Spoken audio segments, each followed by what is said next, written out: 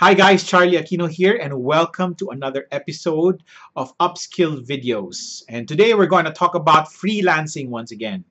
Specifically the topic of how to make sure that you can get a client even after your project closes or ends.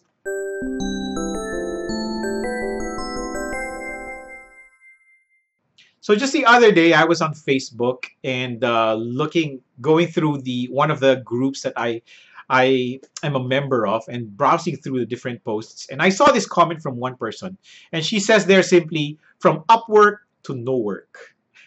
I mean, if you're familiar with Upwork, of course, you know that it's an online platform where you get to find jobs online and you work remotely from where you are. But the thing that struck me with that statement is that it's a true struggle for a lot of freelancers. At one point, you get your first client, you're happy about it, you're so excited, you finally have your first online work, and then you do so well in it, and then the project ends, no work again. And it's a fear that a lot of freelancers face. And it's a real thing.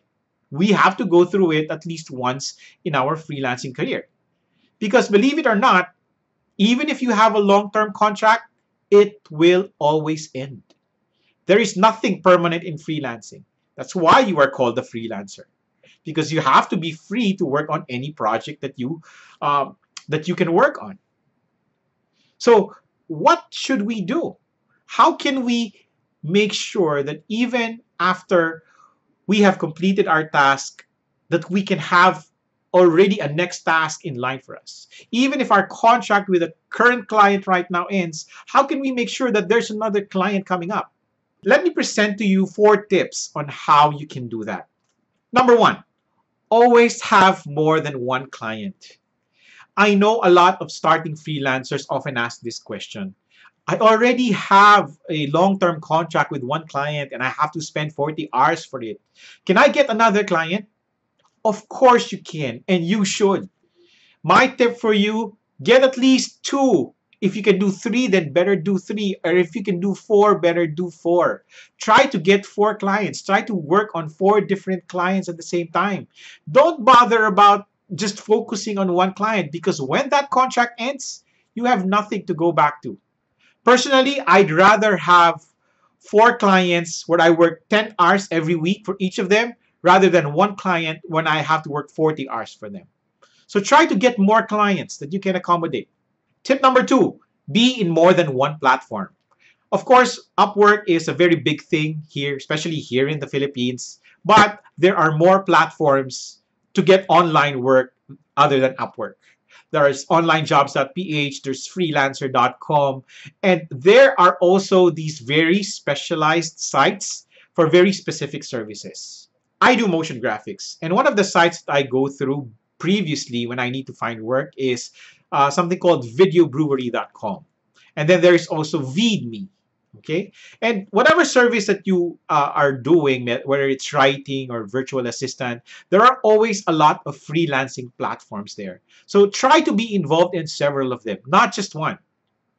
Tip number 3, always market your services. Now, of course, this is something difficult for a lot of starting freelancers. The word marketing sorts of doesn't sit well with a lot of people.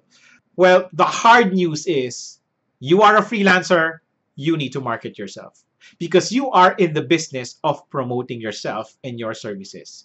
You can't run away from marketing. But marketing doesn't have to be difficult. It's just really about establishing relationships.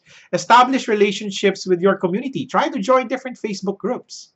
Try to join different events. Market yourself. Try to know a lot of people and give them your card and tell them what you do. And try to reach out to a lot of people. You can find them in social media, in Twitter, in Facebook, in LinkedIn. Try to market yourself in a lot of social media platforms and try to get your clients as directly as possible. And I also guarantee you, getting direct clients is better than getting clients from a platform.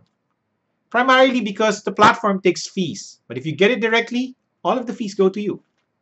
And tip number 4, connect to past clients. Now, of course, this only works if you have past clients. Now, if you have past clients, don't make the mistake that I made when I was starting up. After a project is done, I never contacted my past clients. Don't do that mistake. What I want you to do is make sure that at least once or twice a year, you got to reach out to your clients. Send them a simple email. Greet them during Christmas or greet them during New Year. Or if you know their birthdays, greet them during their birthdays. Or in just very regular intervals, especially maybe during your down moments when you don't have work, try to send them an email. Ask them if they have a need for your services. You'll never know.